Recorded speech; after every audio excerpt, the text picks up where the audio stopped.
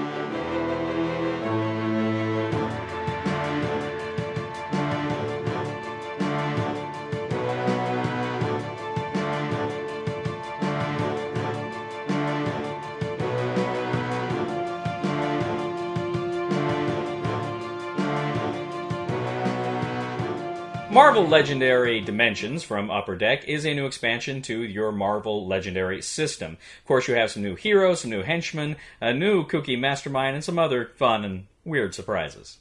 Now, first of all, I believe that two of the heroes in this, Man-Thing and Howard the Duck, were originally like promo packs you could get, and they were included in this set to kind of build this set with. And that's kind of how it came about, as I understand it. But you have, of course, some different heroes. I'll talk about those. But first, let's start by taking a look at the keywords that are involved in this set.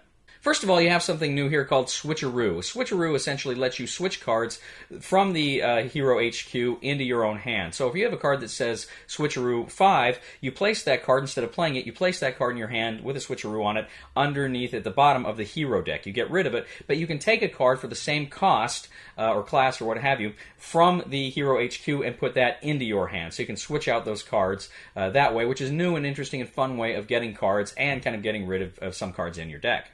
You have Investigate. And Investigate we had seen before in, I believe, the Noir expansion. And the Investigate keyword kind of allows you to investigate your deck, to look at a certain number of cards in your deck, to search for, it may ask for a certain cost, or it may ask for a certain class, or things like that, and allows you to gain cards that way into your hand.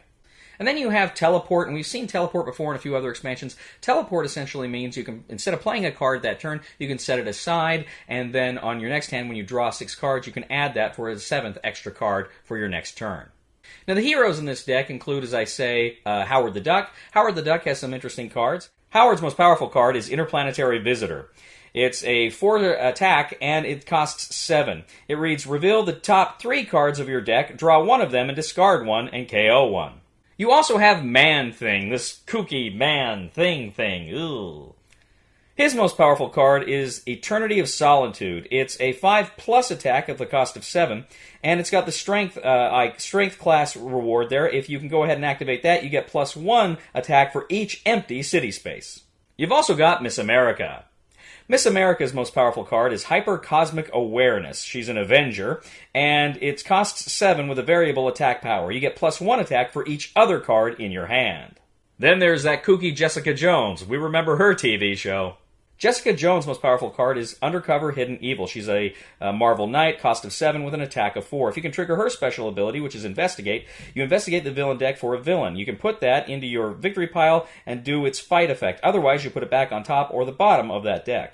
And finally, you have that crazy Squirrel Girl. Squirrel Girl's most powerful card is Unbeatable Squirrel Girl. She's an Avenger, and it's a cost of 8 with 5 attack. Her card reads, you may choose a number from 1 to 5. A hero in your hand gains Switcheroo for that number. If you can activate her special ability, you may choose a number from 1 to 8 instead.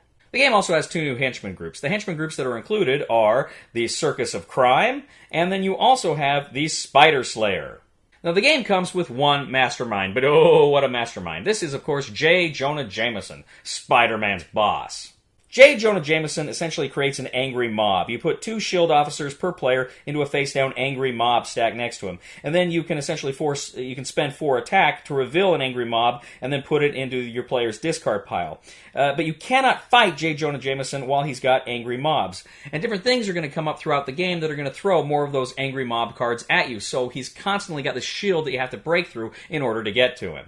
So this expansion, of course, has a lot of fun things. But first of all, I'm kind of disappointed there are no schemes in this. One of the things I always like about every new expansion is schemes, and there are no schemes that came with this particular pack, which I'm kind of bummed about. But that's neither here nor there. Generally, the characters of Howard the Duck and Man-Thing, as I say, they were part of a promo. They don't do much for me. They're not particularly interesting characters. Their abilities aren't particularly helpful when I played this game.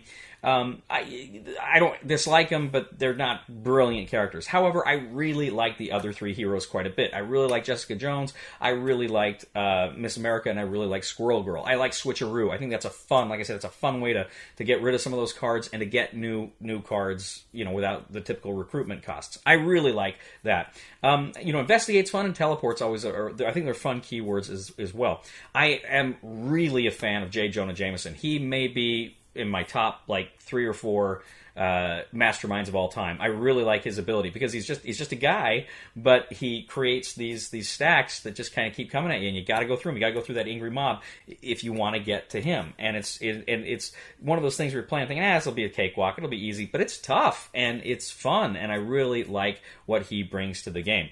Overall, like I say, I'm not a big fan of those 2 of those characters there, but generally I like Dimensions quite a bit. This is a pretty fun new legendary expansion here, a small box legendary expansion. I'd say, I don't know that I'd put it in the top tier of my favorite legendary expansions, but maybe just below it. I'd still probably go for something like, Paint the Town Red or Captain America or even Noir. I'd probably put a little bit above this, but I really like this one quite a bit. So recommendation for the Discriminating Gamer, if you love Legendary, go ahead, pick this one up. You're going to like it. Thank you once again, ladies and gentlemen, for joining us today on The Discriminating Gamer. As always, we ask you to please leave a comment for us on YouTube, on Board Game Geek, on our Facebook page, or on thediscriminatinggamer.com. We ask you to please like us on Facebook, subscribe to us on YouTube, and follow us on Twitter. And ladies and gentlemen, once Operation Destroy All Other Board Game Review Shows except for this one goes into effect, you will have no choice but to subscribe.